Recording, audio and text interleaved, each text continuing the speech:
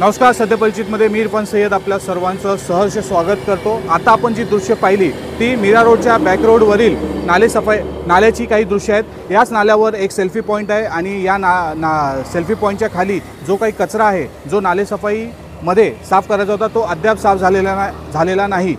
दरवर्षी मीरा भाईंदर महानगरपालिका करोडो रुपये खर्च करून ठेकेदार नेमते आणि या ठेकेदाराला पावसाळ्यापूर्वी नालेसफाई करायची असते, मात्र ठेकेदाराकडून पूर्ण नालेसफाई होत नाही।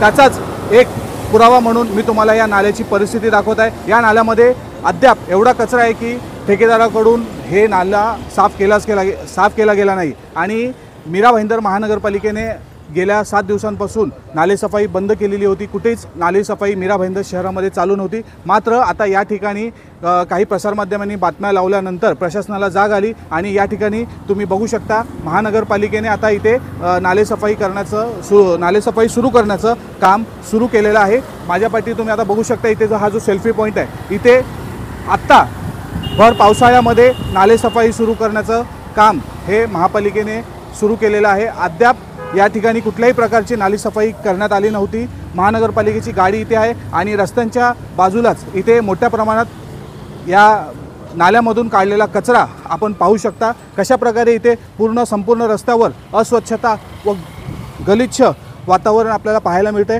हे बघा, या नाल्यामध्ये संपूर्ण प्रकारचा एक प्लास्टिकचा कचरा इथे अडकलेला आहे आणि मीरा भाईंदर महानगरपालिकेच्या काही भ्रष्ट अधिकाऱ्यांमुळे हा नाला साफच केला गेला नव्हता।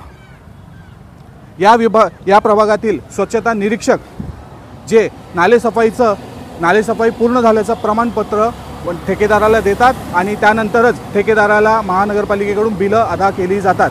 मात्र या ठिकाणी हा नाला साफ केला गेला नव्हता। तरी देखील या सर्व प्रशासनाच्या भोंगळ कारभारावर प्रश्न उपस्थित होत आहे की इकडचा नाला साफ न होता कशी काय नालेसफाई पूर्ण झाली।